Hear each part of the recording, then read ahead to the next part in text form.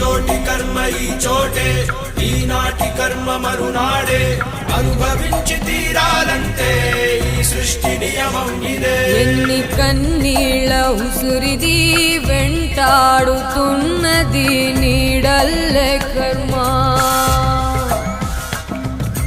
ధర్మమే నీ పాలి దండమై దండించ తప్పించుకోలేదు జన్మ.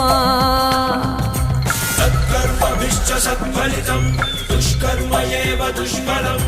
అత్యుత్కట పుణ్య పాపానాం సత్యం ఫలానుభవమిహం.